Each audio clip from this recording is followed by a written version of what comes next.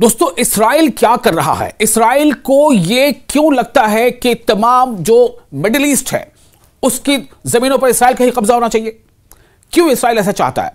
Israel ने फिलिस्तीन के अच्छे खासे हिस्से पर कब्जा कर लिया, इसराइल ने लेबनान के अच्छे खासे हिस्से पर कब्जा कर लिया और लगातार वहां भी टसल चल रहा है। हिजबुल्लाह जो है वो इसराइल का मुकाबला करता रहता है, इधर हमास जो है वो फिलिस्तीन वो इसराइल के खिलाफ जो है नबरद आजमा रहती है। अब जो जानकारी आपको दे रहे हैं वो आपको थोड़ी चौंका सकती है। काबिज इसराइली अफवाज यानी ऑक्यूपेशन इसराइली आर्मी जो है उसने वादी उर्दन किसे कहते हैं, उसका इंग्लिश नाम है जॉर्डन, उसने वादी उर्दन के शुमाली इलाके में यानी नर्दन इलाके में नई जारहाना कार्रवाई के दौरान फलस्तीनियों की मजीद जमीनों पर कब्जा कर लिया है और उनके मालिकान को जबरन बेदखल करने के अहकाम जारी कर दिए हैं। आप सोचिए ये क्या चल रहा है, इसराइल की बर्बरियत देखिए और इसको समझने की कोशिश ये कीजिए कि इसराइल को किसका साथ मिल रहा है, कौन कौन से ऐसे ममालिक हैं, ऐसे देश हैं जो इसराइल को ऐसी कार्रवाइयों में उसका साथ देते हैं। क्यों? क्या वो इसराइल को आगे करके वो चाहते हैं कि मिडिल ईस्ट पर कहीं ना कहीं उनका एक तरह से कब्जा हो? तो काबिज जो इसराइली अफवाज है यानी फौज है, ऑक्यूपेशन इसराइली आर्मी, उसने वादी उर्दन के शुमाली इलाके में नर्दन जो वादी है जॉर्डन की, उसमें नई जारहाना कार्रवाई के दौरान फलस्तीनियों की मजीद जमीनों पर कब्जा कर लिया है और उनके मालिकान को, जो उन जमीनों के जो मालिक हैं, उनको जबरन वहां से बेदखल करने के उसने अहकाम जारी कर दिए हैं। मालेह देह की मकामी काउंसिल के सरबराह मेहदी दरागमा ने बताया है कि काबिज इसराइल ने खरबा अल हदीदा में फलस्तीनी शहरियों की मिल्कियती जमीनों पर यानी जो जमीनें फलस्तीनियों की हैं, जिनके मालिक वो फलस्तीनी हैं, उन जमीनों पर कब्जे का फैसला सादिर कर दिया है। उन जमीनों की पैमाइश जाहिर नहीं की गई है कि वो जमीन कितनी है, ताहम ये जमीनें बाकायदा तौर पर रजिस्टर्ड और फलस्तीनियों की मिल्कियत हैं। ये जमीनें किसकी हैं? फलस्तीनियों की हैं। उस पर इसराइल कब्जा करना चाहता है, जैसा कि वो अरसे दराज से करता चला आया है। दरागमा ने कहा है कि काबिज इसराइल हमेशा मुख्तलिफ बेबुनियाद दावों का सहारा लेकर वादी उर्दन की मजीद अराजी हथियाने की कोशिश करता है, ज्यादा से ज्यादा जमीनों पर कब्जा करने की कोशिश करता है। अरिहा में फलस्तीनी खानदानों की जबरी बेदखली यानी फलस्तीनी लोग जो रह रहे हैं उनको वहां से बेदखल करना जबरदस्ती ताकत की बुनियाद पर। भाई सामने अगर टैंक खड़ा हो, फौजी जो उनके हाथों में गन हो, बंदूकें हो और उनकी तादाद कहीं ज्यादा हो तो आप क्या कर सकते हैं?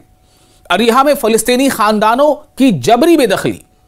इसी दौरान काबिज इसराइली आबादकारों के एक गिरोह ने यानी जो इसराइली सेटलर्स हैं जिनको इसराइल ने बसाया है फलस्तीनियों की जमीनों पर लाकर बसाया है उनको, तो जो काबिज इसराइली आबादकार है, जो सेटलर्स हैं, उनकी एक गिरोह ने जुमेरात को अरिहा के शुमाल में यानी अरिहा के नॉर्थ इलाके में, शुमाल में, उत्तर के इलाके में, वस्ती फसाइल के इलाके में 6 फलस्तीनी खानदानों को जबरदस्ती अपनी जमीनें छोड़ने पर मजबूर कर दिया। यह इकदाम इनके घेराव और मुसलसल हमलों के नतीजे में किया गया। अब देखिए कैसे वो करते हैं, कैसे उनको जबरदस्ती वो जगह खाली करने पर मजबूर करते हैं। 6-8 लोगों का मालिक है, कहीं पर एक छोटा सा एक इलाका है, 6-8 10-12 फैमिली रहती है, उसके आसपास जमीनें हैं, उस इलाके को ये घेर लेते हैं, इसराइली फौजी उन्हें घेर लेते हैं। अब वहां से कोई निकल कर कहीं बाहर जाना चाहता है तो उसके साथ उसको जो है डांट टपट करते हैं, उसकी मारपीट करते हैं, किसी इल्जाम में फंसा के उसको गिरफ्तार कर लेते हैं, हिरासत में ले लेते हैं। यानी साफ तौर से एक तरह से टेरर है। अगर आप उस इलाके को छोड़ के जाते हैं तो फिर आप देखते हैं कि वापस आने पर आप क्या देखेंगे कि उस पर कब्जा हो चुका है। तो पहले उन्हें हिसार में लिया जाता है, घेरे में लिया जाता है, कुछ दिनों के बाद वहां पर फिर उन पर हमले किए जाते हैं, उनको बताया जाता है कि आप ये जगह छोड़ दो, आप ये जगह छोड़ दो। लेकिन आप सोचिए कि जो जहां पैदा हुआ, जहां उसने अपने आबा अजदाद को देखा, अपने माँ बाप, अपने दादा दादी, नाना नानी के साथ वो रहा, वो कैसे कोई जगह छोड़ दे?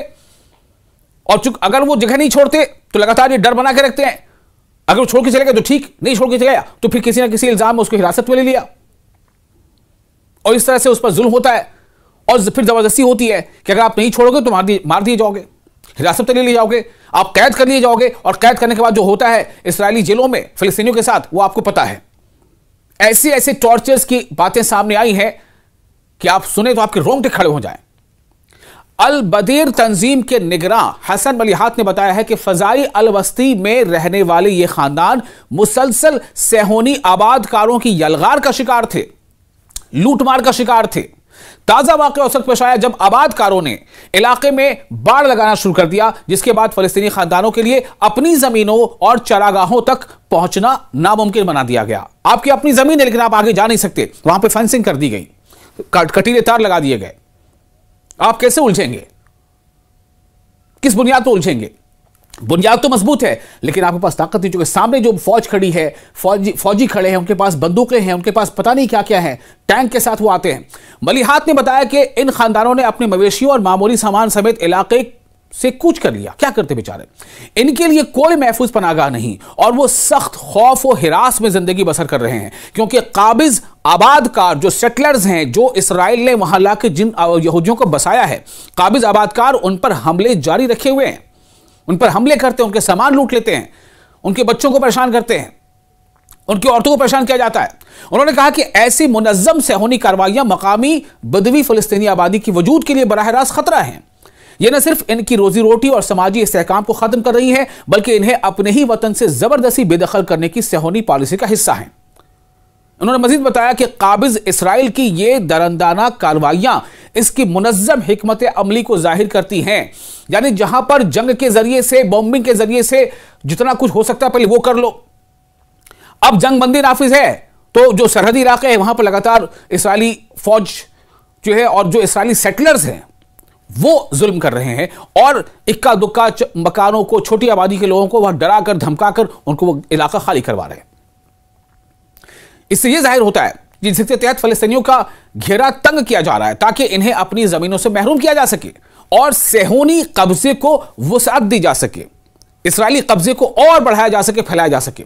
यह बात यहां बताना जरूरी है कि काबिज इसराइली हुक्काम ने 2025 के आगाज से 2025 साल के शुरू होने से लेकर अब तक 53 अहकाम जारी किए हैं, जिनके तहत फलस्तीनी जमीनों पर नाम निहाद अस्करी मकासद के लिए कब्जा किया जा रहा है। बहाना क्या होता है कि भाई यहां पर हमास के लोग थे तो यहां फला लोग थे तो ये लोग ऐसे हैं जो इसराइली फौज पे हमला करते हैं। इस बहाने से जो है वो लगातार उन पर जुल्म करते हैं, उनको वहां से धमकाते हैं, मारते पीटते हैं, उन्हें गिरफ्तार करते हैं, उन्हें हिरासत में लेते हैं या उन्हें फिर वहां पर अपने घरों को छोड़कर, अपनी जमीनों को छोड़कर जाने पर मजबूर करते हैं। यह अमल काबिज इसराइल की इस बढ़ती हुई हिकमत अमली का हिस्सा है जिसके जरिए वो फलस्तीनी इलाकों पर मुकम्मल तसल्लुत जमाना चाहता है। इसराइल को यह क्यों लगता है कि तमाम जो मिडिल ईस्ट है उसकी जमीनों पर इसराइल का ही कब्जा होना चाहिए? क्यों इसराइल ऐसा चाहता है? इसराइल ने फलस्तीन के अच्छे खासे हिस्से पर कब्जा कर लिया, इसराइल ने लेबनान के अच्छे खासे हिस्से पर कब्जा कर लिया और लगातार वहां भी टसल चल रहा है। हिजबुल्लाह जो है वो इसराइल का मुकाबला करता रहता है, इधर हमास जो है वो फलस्तीन वो इसराइल के खिलाफ जो है नबरद आजमा रहती है। अब जो जानकारी आपको दे रहे हैं वो आपको थोड़ी चौंका सकती है। काबिज इसराइली अफवाज यानी ऑक्यूपेशन इसराइली आर्मी जो है उसने वादी उर्दन किसे कहते हैं? उसका इंग्लिश नाम है जॉर्डन। उसने वादी उर्दन के शुमाली इलाके में यानी नर्दन इलाके में नई जारहाना कार्रवाई के दौरान फलस्तीनियों की मजीद जमीनों पर कब्जा कर लिया है और उनके मालिकान को जबरन बेदखल करने के अहकाम जारी कर दिए हैं। आप सोचिए ये क्या चल रहा है। इसराइल की बर्बरियत देखिए और इसको समझने की कोशिश ये कीजिए कि इसराइल को किसका साथ मिल रहा है। कौन कौन से ऐसे ममालिक हैं, ऐसे देश हैं जो इसराइल को ऐसी कार्रवाइयों में उसका साथ देते हैं? क्यों? क्या वो इसराइल को आगे करके वो चाहते हैं कि मिडिल ईस्ट पर कहीं ना कहीं उनका एक तरह से कब्जा हो? तो काबिज जो इसराइली अफवाज है यानी फौज है, ऑक्यूपेशन इसराइली आर्मी, उसने वादी उर्दन के शुमाली इलाके में नर्दन जो वादी है जॉर्डन की, उसमें नई जारहाना कार्रवाई के दौरान फलस्तीनियों की मजीद जमीनों पर कब्जा कर लिया है और उनके मालिकान को, जो उन जमीनों के जो मालिक हैं, उनको जबरन वहां से बेदखल करने के उसने अहकाम जारी कर दिए हैं। मालेह देह की मकामी काउंसिल के सरबराह मेहदी दरागमा ने बताया है कि काबिज इसराइल ने खरबा अल हदीदा में फलस्तीनी शहरियों की मिल्कियती जमीनों पर यानी जो जमीनें फलस्तीनियों की हैं, जिनके मालिक वो फलस्तीनी हैं, उन जमीनों पर कब्जे का फैसला सादिर कर दिया है। उन जमीनों की पैमाइश जाहिर नहीं की गई है कि वो जमीन कितनी है, ताहम ये जमीनें बाकायदा तौर पर रजिस्टर्ड और फलस्तीनियों की मिल्कियत हैं। ये जमीनें किसकी हैं? फलस्तीनियों की हैं। उस पर इसराइल कब्जा करना चाहता है, जैसा कि वो अरसे दराज से करता चला आया है। दरागमा ने कहा है कि काबिज इसराइल हमेशा मुख्तलिफ बेबुनियाद दावों का सहारा लेकर वादी उर्दन की मजीद अराजी हथियाने की कोशिश करता है, ज्यादा से ज्यादा जमीनों पर कब्जा करने की कोशिश करता है। अरिहा में फलस्तीनी खानदानों की जबरी बेदखली यानी फलस्तीनी लोग जो रह रहे हैं उनको वहां से बेदखल करना जबरदस्ती ताकत की बुनियाद पर। भाई सामने अगर टैंक खड़ा हो, फौजी जो उनके हाथों में गन हो, बंदूकें हो और उनकी तादाद कहीं ज्यादा हो, तो आप क्या कर सकते हैं?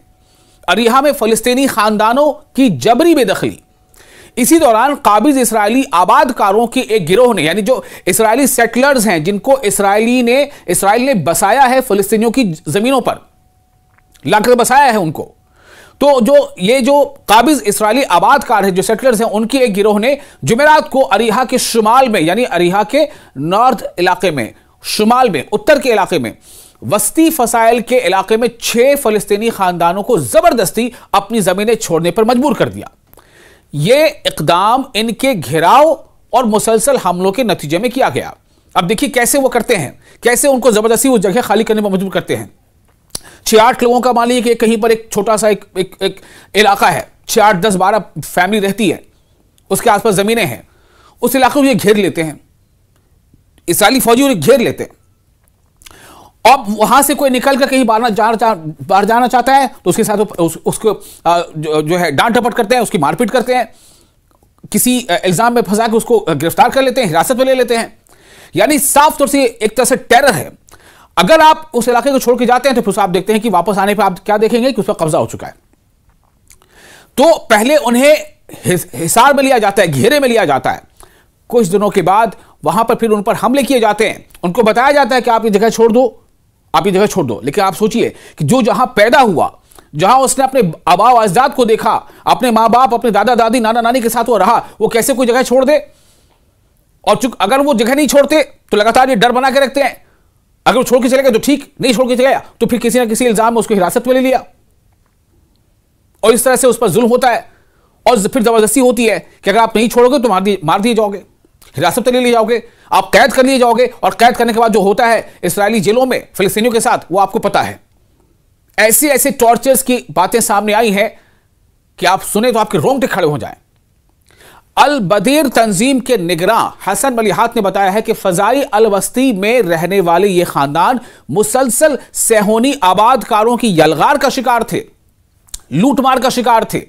ताजा वाकया उस वक्त पेश आया जब आबादकारों ने इलाके में बाड़ लगाना शुरू कर दिया, जिसके बाद फलस्तीनी खानदानों के लिए अपनी जमीनों और चरागाहों तक पहुंचना नामुमकिन बना दिया गया। आपकी अपनी जमीन है लेकिन आप आगे जा नहीं सकते, वहां पे फेंसिंग कर दी गई, कटीले तार लगा दिए गए। आप कैसे उलझेंगे? किस बुनियाद पर उलझेंगे? बुनियाद तो मजबूत है लेकिन आपके पास ताकत नहीं। चुके सामने जो फौज खड़ी है, फौजी खड़े हैं, उनके पास बंदूकें हैं, उनके पास पता नहीं क्या क्या है, टैंक के साथ वो आते हैं। मलिहात ने बताया कि इन खानदानों ने अपने मवेशियों और मामूली सामान समेत इलाके से कूच कर लिया। क्या करते बेचारे? इनके लिए कोई महफूज पनागाह नहीं और वो सख्त खौफ और हिरास में जिंदगी बसर कर रहे हैं, क्योंकि काबिज आबादकार जो सेटलर्स हैं, जो इसराइल ने वहां लाके जिन यहूदियों को बसाया है, काबिज आबादकार उन पर हमले जारी रखे हुए हैं, उन पर हमले करते हैं, उनके सामान लूट लेते हैं, उनके बच्चों को परेशान करते हैं, उनकी औरतों को परेशान किया जाता है। उन्होंने कहा कि ऐसी मुनज्जम सेहोनी कार्रवाइयां मकामी बदवी फलस्तीनी आबादी की वजूद के लिए बराह रास्त खतरा है। यह न सिर्फ इनकी रोजी रोटी और समाजी इस्तेहकाम को खत्म कर रही है, बल्कि इन्हें अपने ही वतन से जबरदस्ती बेदखल करने की सेहोनी पॉलिसी का हिस्सा है। उन्होंने मजीद बताया कि काबिज इसराइल की ये दरंदाना कार्रवाइयां इसकी मुनज्जम हिकमत अमली को जाहिर करती हैं। यानी जहां पर जंग के जरिए से, बॉम्बिंग के जरिए से जितना कुछ हो सकता है पहले वो कर लो। अब जंग बंदी नाफिज है तो जो सरहदी इलाके हैं वहां पर लगातार इसराइली फौज जो है और जो इसराइली सेटलर्स हैं वो जुल्म कर रहे हैं और इक्का दुक्का मकानों को, छोटी आबादी के लोगों को वहां डराकर धमकाकर उनको वो इलाका खाली करवा रहे हैं। इससे यह जाहिर होता है कि जिसके तहत फलस्तीनियों का घेरा तंग किया जा रहा है ताकि इन्हें अपनी जमीनों से महरूम किया जा सके और सेहोनी कब्जे को वुसअत दी जा सके, इसराइली कब्जे को और बढ़ाया जा सके, फैलाया जा सके।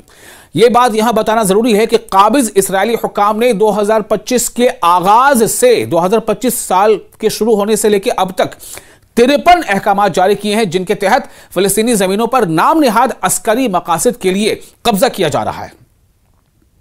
बहाना क्या होता है कि भाई यहां पर हमास के लोग थे, तो यहां फला लोग थे, तो ये लोग ऐसे हैं जो इसराइली फौज पे हमला करते हैं। इस बहाने से जो है वो लगातार उन पर जुल्म करते हैं, उनको वहां से धमकाते हैं, मारते पीटते हैं, उन्हें गिरफ्तार करते हैं, उन्हें हिरासत में लेते हैं या उन्हें फिर वहां पे अपने घरों को छोड़कर, अपनी जमीनों को छोड़कर जाने पर मजबूर करते हैं।